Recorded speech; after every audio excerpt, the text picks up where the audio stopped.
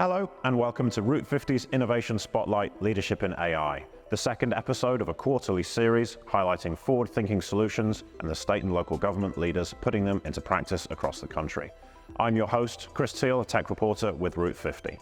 Artificial intelligence has captured the attention of leaders at all levels of government. It may be early days for implementation, but AI has shown it can revolutionize operations at state and local agencies. From clearing benefits backlogs to translating official communications to reducing traffic congestion, its applications seem almost limitless. Who is at the forefront of the AI revolution in government? Today, we'll sit down with three SLG experts to explore their approaches to leveraging the technology, their guardrails, and how they envision AI-enabled government.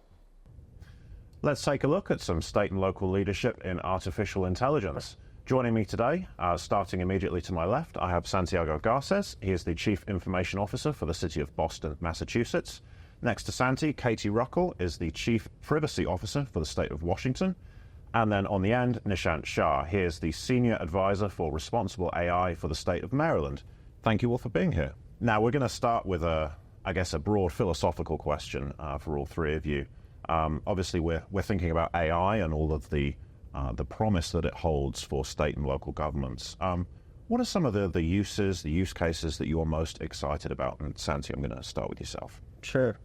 So I think in the context of our government work, we require employees to access and remember really broad bodies of knowledge. You have to remember regulation, updates to regulation, memos, and a lot of that in the context of sometimes making quick decisions. So when you're determining eligibility for a benefit or how you process a building permit, and that's really difficult.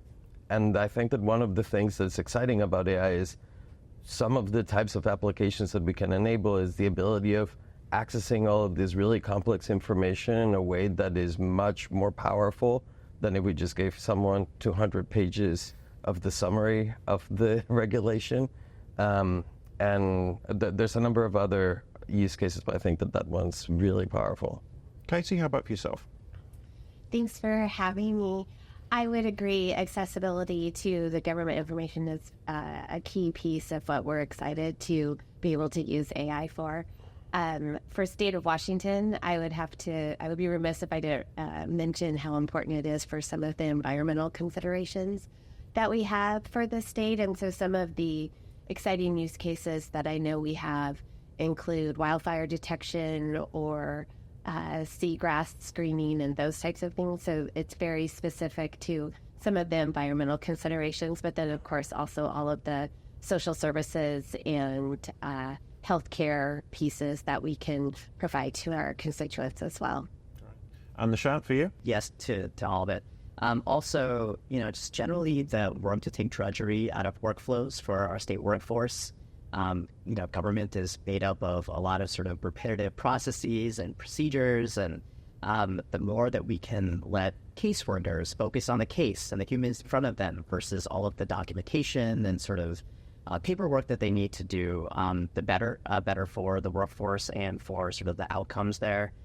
Taking friction, time, cost out of workflows is something that we're quite focused on, and finding sort of repeatable use cases there. And sort of one thing I'll mention here is that sort of see AI as this broad-based platform technology, right? That's sort of rapidly changing in terms of its capabilities. And so the use cases that are possible just, vary a year from now, 3 years from now, 5 years from now, will look very different from what they look like today.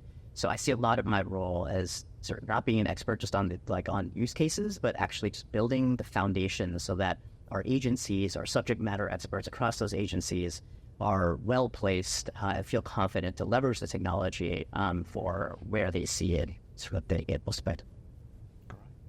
Well, obviously everything accelerated, certainly, especially in the public consciousness last year when President Biden issued his executive order on artificial intelligence, that big, long executive order, I think one of the longest.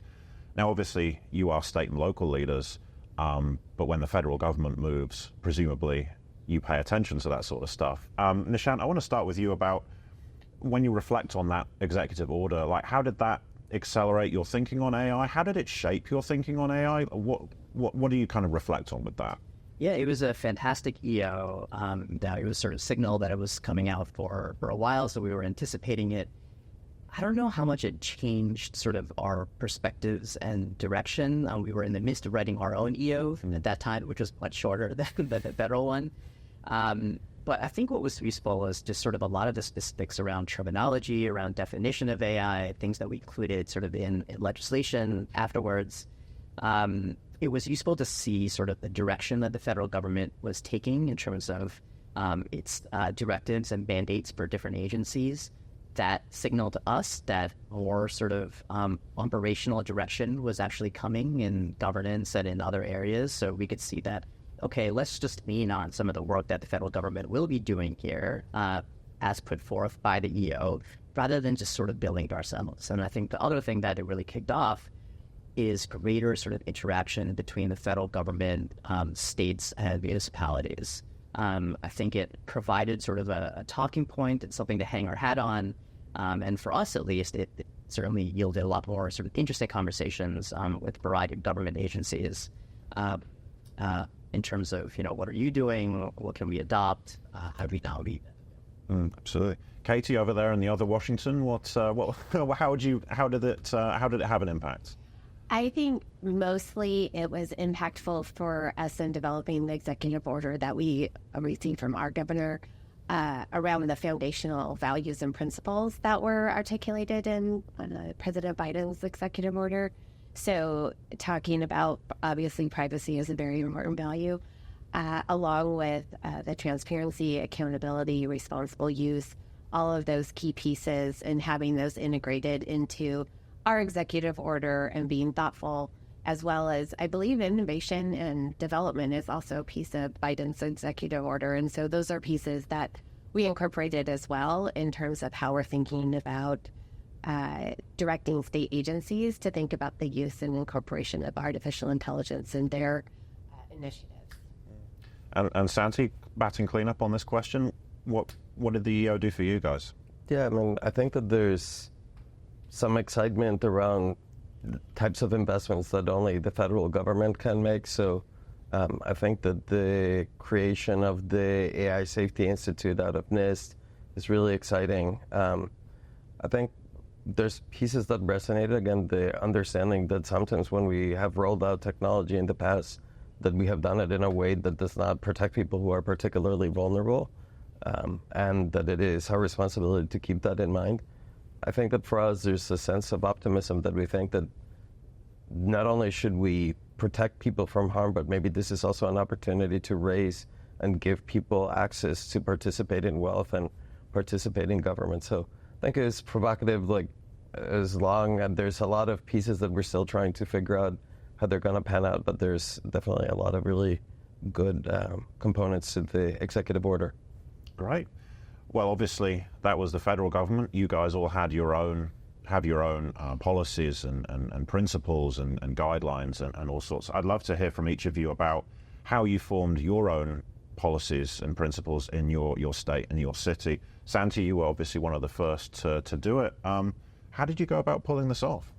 Yeah, I think the first piece was we just realized how pervasive this was becoming, and again, that seemed both helpful and also risky, but that the worst risk was being unaware that the technology existed. So I started writing a draft and then asking people to comment, some people in academia within the Boston, some community members that I've been doing work with, obviously other departments and agencies within the city. And I guess what we tried to do is focus on simplicity, have something that was very clear about what we expected people to do, and that's how we landed on 3 guidelines around making sure that people knew that the output was the responsibility of the employee, that you can't blame your calculator for the consequences of what's ultimately your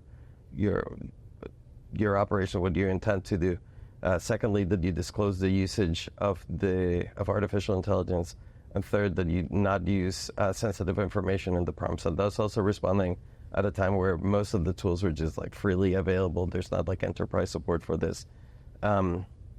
And we wanted to get guidelines that were clear, that were simple, and knowing that when we call them guidelines partially, knowing that we're going to have to iterate, that the technology is moving quickly and that we're going to have to review them soon. So instead of being very focused on being comprehensive, we tried to focus on simplicity and adaptability.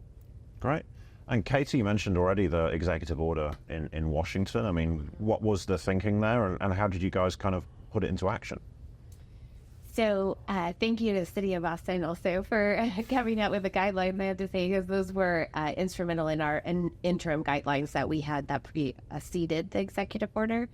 But the executive order incorporated many of those pieces and directions to state agencies in terms of how we're going to create use case reports, risk assessments, incorporating other pieces regarding transparency and the policy pieces that we expect to come out. So I think we were talking about having guidelines as the first step, and that helps build awareness and give some of the guardrails in terms of the best ways to use generative AI in particular, especially the public models.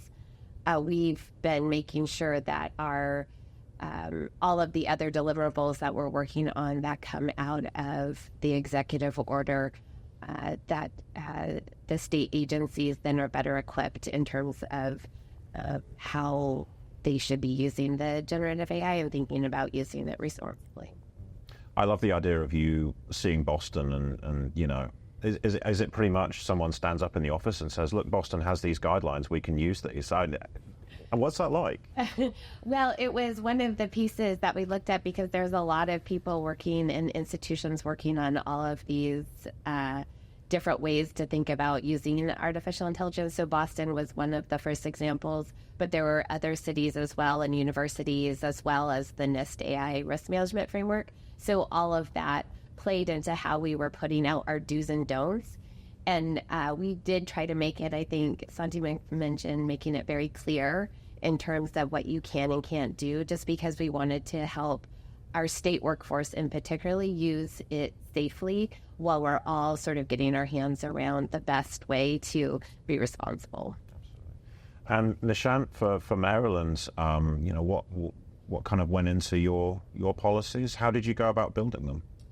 Yeah, I guess to take a step back, you know, I sort of see policies really in probably three different buckets. One is executive actions. That was our executive order. That's getting all agencies moving and swimming in the same direction. We're quite a federated state in terms of how we deploy IT. There's lots of IT teams across Maryland, and so getting everyone sort of moving the same direction was sort of goal number one. There are then sort of actual policies put out by agencies, by the Department of Information Technology, to cover a variety of different aspects of AI. And then there's legislation, actual policy. And so, you know, we were involved in all three of those levels. On the executive order, again, that was to get a set of North Stars, our principles down, to get mandates around operationalizing those principles, building out a roadmap, moving down the road of productive use. So essentially getting a bunch of proofs of concept and the foundational infrastructure in terms of sandboxes, procurement pathways, risk taxonomies, all the things that you sort of need in order to do this stuff effectively and responsibly, to require a set of horizon scanning exercises in a number of critical domains. So security, economic development, workforce. These are not exactly just state use, but these are really important sort of things that the state should have a perspective on that should then go as a set of recommendations to the governor and legislature for next session. And then also sort of training and sort of the sort of increasing the AI IQ sort of across government, done via playbooks, via policies, and via people. So partnerships with academic institutions, building out an advisory board, and then also sort of the creating something called an AI sub-cabinet, which is sort of the governing body. So that's sort of executive action. Then we did generative AI sort of interim guidance as well, stood on the shoulder of giants, these guys over here, and folks elsewhere as well. And then sort of on legislation, you know, the legislature passed this year the AI Governance Act of 2024, and that essentially codifies the executive order and then goes further in a few critical areas, especially focused on bias and discrimination and fairness, and also creates a new procurement pathway for running proofs of concept. So, all three of those, I think, go into sort of how we're approaching policy, and this summer will be sort of a big threshold period for creating more broad, responsible use policies in places beyond just generative AI and beyond sort of commercially off-the-shelf available tools. I love this idea of building an AI IQ among people, your residents, your employees, and I suppose there's also a piece around building trust in the technology as well. It's very easy to think, well, the technology is coming and it's going to take my job and ruin my life. I'm curious, Katie, I want to start with you for this time. How do you go about building trust in AI, in these new tools, among your residents, among your agency employees, among the whole state? So, yes, those are very important conversations. We don't want people thinking that it's going to come and take your job and ruin your life. So hopefully there's less fear in terms of that. But those are, working with labor and workforce is a huge piece of what the executive order is, and thinking of the impacts in terms of how to augment positions and jobs and create efficiencies. Shah talked about some of those efficiencies that come with helping the workforce work more efficiently, and so then they're able to spend more time with constituents, and that can help build trust, right? Having more human interaction, not less, is a big piece in terms of building the trust. But a part of what we're also trying to do is create an accountability framework and working with other offices and collaborating with other offices to actually reach out to communities and find out what they're thinking about, and in terms of putting some of the community guidelines that we have and thinking about impacts to communities and getting more input on what the state is doing from a community perspective to build that trust. And Nishant, when it comes to building trust and AI IQ, which is a phrase I love and I'm going to steal, what have you been doing in Maryland? Yeah, there's a lot sort of upcoming. So, one of our principles is transparency and accountability. So it's sort of embedded into how we want to approach use in the state. The executive order was sort of step one to give a very public statement of here's how we intend to approach this set of things. And then there's sort of making the public aware and folks who provide oversight the tools to do that oversight, and that really comes in the form of an AI inventory. And so that's something we're in the midst of building. What should go into an inventory, what metadata to collect for every use of AI. Everything is going to have AI to some form or another at some point, so it shouldn't be captured. Everything should be captured. What is high risk versus low risk there? We intend to capture all that, update it on sort of some occurring period, and put it on our website so it's sort of clear what we're using. We'll be kicking off a community of practice around leveraging AI, and we were just talking about this before as well, and I think Washington is a great model to follow here and then it's more around transparency and trust with state employees of how we, essentially a forum to bring up concerns, excitement around use cases, show what's worked, what hasn't, and then build that into a place where the state's AI IQ can sort of increase over time. And then sort of beyond all that, I think a lot of trust comes from delivery. I think the strategy is execution in a lot of ways, where if you're able to be transparent at how we use these tools, and then we're clear on what types of oversight we put for what types of use cases, and then if people start seeing services actually get better because of the use, I think that's the best trust-building exercise. Showing government getting better because of use of these tools is at least one perspective. Absolutely. And Santi, what about from Boston? Yeah, I don't know if we want people to trust the tools, but we do trust people. So I'd say there's three parts to my response. The first one is we've been working with, in partnership with, we got some funding from the MIT President's Office to help conduct some community meetings to talk about AI. And so I think foremost, trying to make sure that what is useful about AI is defined by people, and that the experience of how they want the experience to look like, how it gets disclosed, the impact, the level of risk is defined by people. It's not something that we just arrive at, something that we, in community, we have to gain and maintain the trust of our constituents. The second piece is, again, around the not implicitly trusting the tools. We're focusing a lot of our work in evaluating and seeing how these tools perform, particularly in specific tests. So we recently unveiled, we use AI to generate summaries of 16 years worth of council meetings. And, because we wanted to provide a better experience for the public to see the website. And we thought having a short summary before you have to go and read the full summary of what was voted on was more convenient.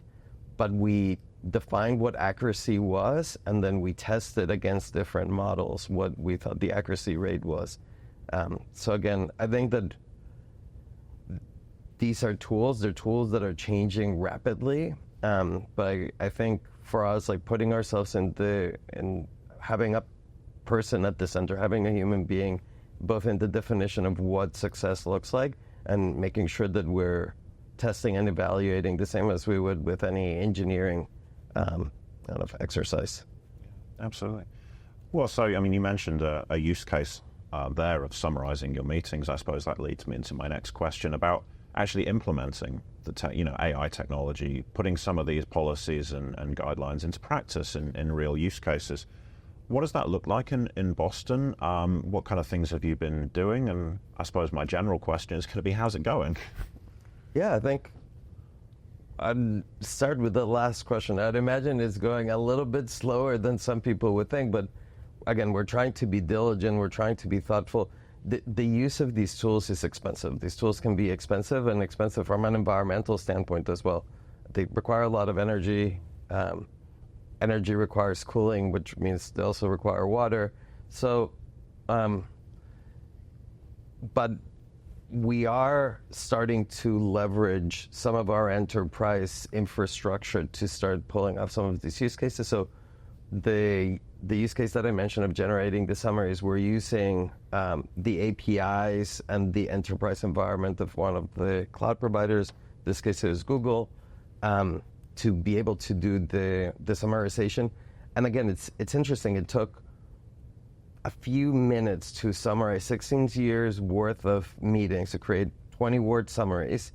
Cost $4. And very minimal risk in that also, since the generation happens statically, this is what we tend to forget sometimes.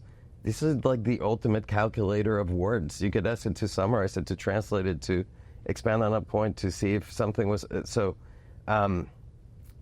that piece is going well. And then separate from that, based on some other work that I've been doing, also starting to build these retrieval augmented generation tools, like these knowledge agents that we could put government information in, and we're building them in enterprise grade environments that are secure, that where privacy, the information is not getting passed on to a provider and being used for training. So I think that we're starting to build the different components of how we leverage this at an enterprise scale. And again, being very thoughtful and diligent about not trying to go to scale before we have a sense of how they work, how accurate they are, and do they actually provide a value or not. Yeah, absolutely. Katie, how's it going in Washington with all this, and what are some of the kind of use cases or implementations that you're using? Yeah, so similar to what Salenti was talking about, we've been using, some of our use cases have been more around less sensitive data, so using the publicly available information that people need to get from the government, and then creating, using that data to train the models and then be able to extract, information from them relatively easily. So one of the pieces or one of the use cases we've seen is around procurement and contracts in particular, what's specific for internal use at an agency. And a piece of it that I find exciting as a privacy professional as well is that AI is becoming a huge forcing function for data cleanup, which has been, I think, an awareness that people are having now, that if you want to get good information from your data models, that you need to be using quality data to train those models. And so I think that's part of the use cases that have been exciting for us in terms of looking at lower risk, less sensitive data, but then just familiarizing ourselves with how to train and then use the models well. Yeah, absolutely. And Nishant, how about yourselves? Yeah, we recently wrote the interim generative AI guidelines, which unblocked use. So a lot of these tools sort of across the state, and we're sending around a set of surveys to see how folks are using them, and that'll help us know sort of where to invest, and also the questions people are asking. And if 70% of folks use it to do RFP generation, then great, we should be putting sort of more focus there. We're also embarking on a set of proofs of concept, some of which we started down the road, and some of which we're sort of in the middle in sort of discovery and in chats with agencies. An example here is on permitting and licensing. So we partner with the U.S. Digital Response, essentially a USDR, this fantastic organization that has a Gen AI team and is helping us build a proof of concept and a prototype, essentially, to reduce the amount of time it takes to essentially provide permit with the Maryland Department of Environment, specifically on tidal wetlands permits, which are the highest by volume in the state. Now, if we can find a fantastic way to decrease the amount of time it takes to provide a permit, that permitting process is pretty similar across all the different agencies. It's the same general thing with some complexities there. So we want to prove it out in one area, establish some sort of baseline where, what is success criteria and what metric can we move there with this? And it's also a place to hang our hat on in terms of asking the right questions from a governance perspective, according to our principles. So these proofs of concept are sort of like practice arenas for us that are low risk, that are primarily internal facing. So we sort of, if we can sort of understand what testing and evaluation actually looks like internally before we start doing things externally there. And I think we'll have a better sense after this proof of concept with permitting and licensing about what the actual impact there is, and if it works, we want to scale that. And of course, putting this into production and scale is a very different thing than running a proof of concept and a pilot. And so, in parallel, we're having lots of conversations essentially around enterprise adoption and what that looks like. So yeah, things are going slower than ideal, but in the right way, in the sort of risk. Yeah, I would like to explore that a little bit more. Just this, two of you now have said that it's going a little bit slower than you might have anticipated. The old joke of things moving at the speed of government. But I'm curious how you balance risk management with the desire to innovate and implement these use cases, because it sounds like quite a tightrope that you have to walk, Nishant. Yeah, it's there's this general tension between, I think, adoption and governance. And you can have really heavy governance, which then sort of slows down adoption, but there is a sort of moral case to be made for adoption, which if this is the quickest way to improve a set of services, if there aren't any other levers that can do that stuff quickly, then it's important that we leverage tools we can to get these things in with the hands of residents and improve our services. And so I think a tightrope is the right sort of analogy. I think being clear about what is a low-risk use case, we're clear with that taxonomy, then we can move pretty quickly on that set of things. And that's what we're in the midst of right now, sort of putting that on paper and being clear across agencies of what a low-risk use case is, in which case, the governance is it doesn't have to be as heavy on that side of things. We're also working sort of principle by principle. And so for our fairness principle and avoiding bias and discrimination, what does the good look like there? What is a bar to reach? What does it mean to have fulfilled that principle? And what are the artifacts that we can implement as a stopgap measure? And over time, as sort of a maturity model, as we get more sophisticated and a greater percentage of our stack is powered by AI, what do different artifacts look like there? So those are things like impact assessments, risk audits, bias audits, different forms of continuous monitoring. We're trying to essentially build all of that into, I mentioned that maturity model, what we do now and get in place, and then sort of what that looks like with higher risk use cases over time. Absolutely. Either of the other two of you have any reflections on this tightrope that we need to walk between risk management and innovation, Katie? I think, especially for government, it's expected that we're going to need to be more careful with how we deploy these types of tools, especially with the public and using the public's data. And so I think a little patience is expected of government in a way that maybe private industry is not held to quite that same standard. And so, but because of all of those careful considerations and values that we're trying to make sure we are using the tools that are becoming available so the government can be innovative and responsive, but then at the same time taking into consideration all of the potential risks that Michelle was talking about. So we have also looked at including a risk assessment and audits and leveraging existing processes we already have for looking at privacy impact assessments. So we're looking at artificial intelligence impact assessments or threshold assessments in terms of risk and those types of pieces. And so leveraging existing process that the state already has helped to, I think, the analogy that I keep hearing is, you wouldn't use a car without brakes. So making sure that we have some of those checks in place so that we know that we can safely deploy the tool. Yeah, absolutely. And in Boston, Santi, I assume you guys have fixed it now, or? No, I think, again, for me, we created the guidelines partially very open. Like, we were not trying to be prescriptive or very restrictive. And there's a lot of things that you can do in a way that elicits these small experiments that can help us understand if there's some promise of value. On Friday, I took a picture of a parking sign while I was having dinner, and I asked to see if a parking restriction applied. And one of the multimodal models was able to take the picture, OCR, get a transcription of the text, and then infer what the right regulation applied. So now I'm starting to think maybe I should use one of those models when we do some work around our parking restrictions. So I think that there's a lot of room for innovation. I think like where we are is we're also starting to come to the awareness that these tools cost, and potentially they have costs that are being sold as loss leaders or at a discount now that will not be discounted later. So like I think that is starting to think if we're going to be, when we do things at the scale at which we do, we want to know what the cost is going to look like later, so we're not being irresponsible.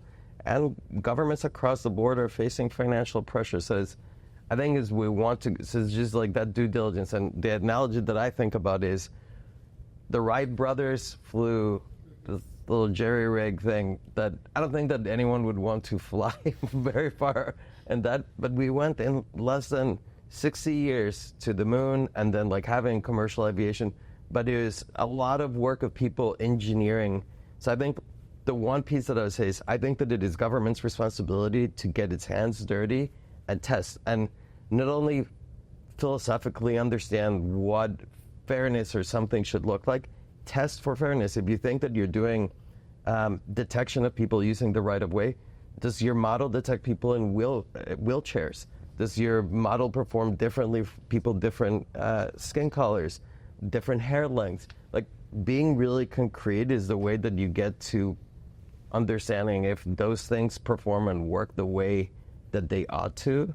And I think that we have to be pushing the private sector to get the tools to be more reliable, better performing, less expensive, and more environmentally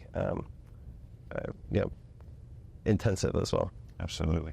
You've all talked about some of the ethical considerations. I do just want to dig in on, these ideas around bias and data privacy. How do you go about handling some of these ethical concerns, which are not going to go away anytime soon? And maybe Katie, if you want to talk about privacy, and I'll turn to the other two for the others. But how do you reflect on that?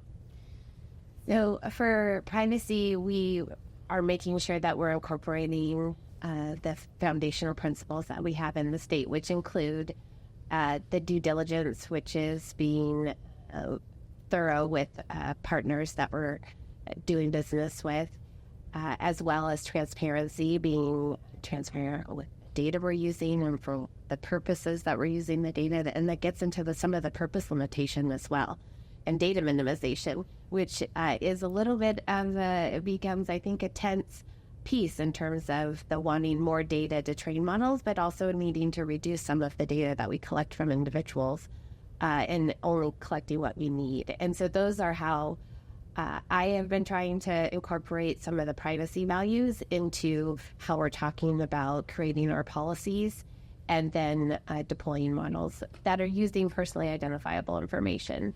So, but there's a lot of pieces that the government does that doesn't necessarily touch on those pieces, but for decisions that impact people's livelihood, benefit, education, healthcare, all employment, all of those pieces, I think do need extra scrutiny in terms of making sure that if we're using AI to impact people's lives in that way, that we're putting in other types of safeguards, which may also include appeal process or some sort of due process to look at how a decision was made that impacted their lives and maybe correcting information or getting a different decision and having a human look at those decisions.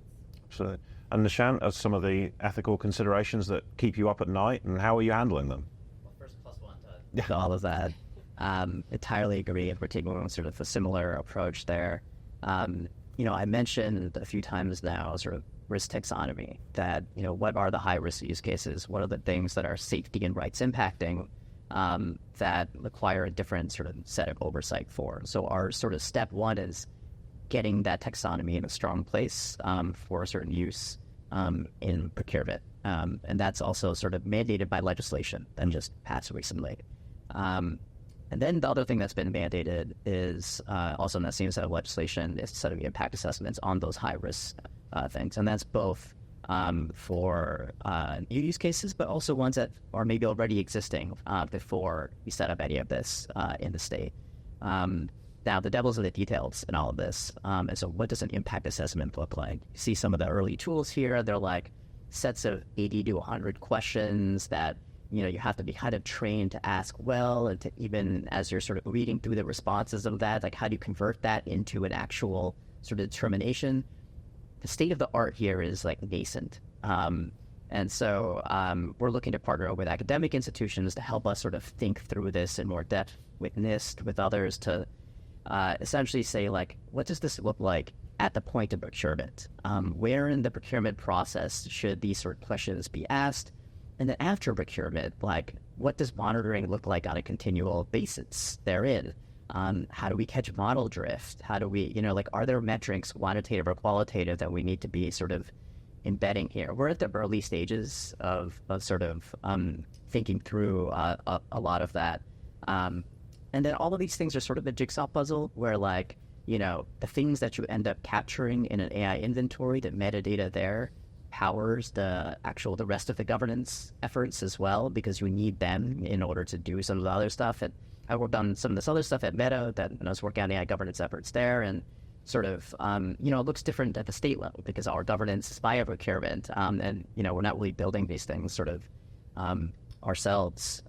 So that, I would say, is sort of where we are. The other thing I'll sort of put there is that as we layer on these things, it becomes a lot more effort for our project, our product, our procurement, the folks who already have a tough process to ship something and essentially get something out the door. And we don't want to make that more difficult for them. So we're also thinking through how do we synthesize these additional things with existing processes, with the privacy impact assessments, and there's existing cyber processes. There's a new GRC team we're standing up. How do we collect these things so that it's much more streamlined as folks go through procurements in a set of playbooks that are sort of easy to understand it. And Santi, just on the ethics, what are you thinking about here? Yeah, again, I think that there's some considerations around like the cost, the environmental impact. Again, running an inference is very energy expensive. So finding the balance between public use and cost to all of us. And again, I think that for me, for us, it's been trying to focus on these human outcomes and then trying to understand who are the people that would be vulnerable, who might suffer if the tool or a use case fails, and then try to describe how, like be very operational and then test against it. And I think that that's where also we think about the need of open data. I think like there's a big question increasingly around like how these models are trained and developed, and thinking about the impact of using copyrighted information and information from artists and from people that are economically fairly vulnerable. They usually live by gigs and by, you know, and with a lot of income instability. So I think that those are the types of things that we increasingly think about, and think the more open and the more scrutable the entire ecosystem, the data that was used for training, how the models work and perform, how they're used in specific uses within government, and always trying to understand like who would be vulnerable, who would tend to lose in these, just making sure that we're testing against that. Great. Well, we're almost out of time, but I have one more question, which is, I guess, a little bit more future-looking. As we see, you know, AI technology is evolving almost constantly. It's probably grown since we started this conversation and changed. You guys have policies and executive orders and all this sort of stuff in place. How do you make sure that you are evolving, you're keeping up with the technology, or ideally staying ahead of it, I guess? Because, you know, the old stereotype again is that government is, you know, a few years behind what's going on in the real world. But how do we make sure that we stay up with AI and we keep up with it, Michelle? It's a $1 million question. Yeah. You know, I don't think there's any like, sort of like, here's the exact approach I want you to take for this. The sort of approach we're taking is, you know, first like getting our hands dirty and keeping them dirty, meaning like we're continuously experimenting, right? We have to be doing that. Like, this is an easy space to get into like paralysis or analysis, but you won't learn anything doing that. Like, you have to see and feel firsthand what it takes to deploy this stuff and to do it sort of responsibly. So by continuing to do that, we'll continue to learn. The other thing is like, I think there's a tendency to create a policy, and the policy stays live for like years, and, you know, it's on a PDF on a website somewhere. We're going to have to revisit these on a continual basis. Like, I see them more as like live documents that sort of like policies. The T&Cs are changing continuously on these tools that are used, you know, so there has to be some sort of mechanism where we're reevaluating that.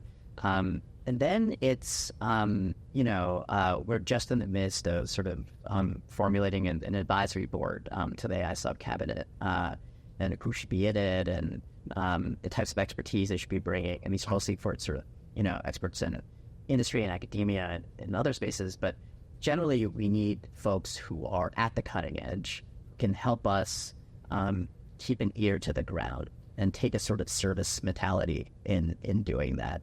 And finding a strong way to be leveraging a group like that to help with agenda setting as well, to say that, okay, this isn't the thing until it's a thing. So this might be 2 years out, but it should be on the agenda. So I think those are some potential ways. And then it's also sort of just interacting with our sort of fellow states and municipalities and others on what is everyone else doing here? What are they seeing? I think that's another important part of it. Every time I have a conversation like that, I gain something new or something I haven't heard of. We're all in different spaces with different networks, so I think that's a sort of another piece. Yeah. And Santi, how about yourselves?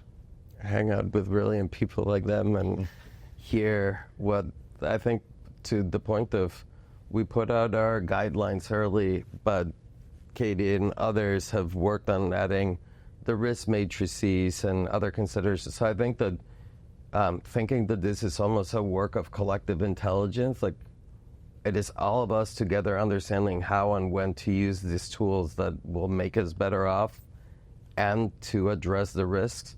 And Nishan put it brilliantly. I think that you just have to be trying and building and seeing how things fail and when it fails and how it fails, using different models, different technologies, different architectures. Yeah, absolutely. And Katie, you get the last word on this. So I think the piece that for looking forward especially, but both Shaw and Sandy have touched on, is the collaboration that's needed, and then the sharing of the learning that we're all doing collectively, especially across federal, state, and local governments, and looking at all of these different use cases and ways to deploy the models and artificial intelligence responsibly. I think that in the state of Washington, we've stood up an artificial intelligence community of practice, which includes many state agencies and local governments, higher ed, and we have brought in industry partners and people to talk, LIST as well, and Allen Institute. So just the collective learning, I think, has been very important and is going to continue to be important for sharing the information, because this is quickly evolving, as you say, just during this conversation. Who knows what's happened? But the other piece that I have tried to emphasize as well is the importance that it takes all different types of people to participate in these conversations. It's not just the technical or information technology teams that should be a part of this. It needs to be the business and the frontline workers and everybody else coming together to share their perspectives and ideas to be able to use the technology. Absolutely. Well, it's an evolving technology and lots of conversations to come. We are out of time, but thank you all so much for joining us. We appreciate it. And thank you very much for joining us as well. I hope you learned a thing or two about leadership in AI and how you can use some of our experts' insights for your own strategies. For Route 50, I'm Chris Teal. Have a great day.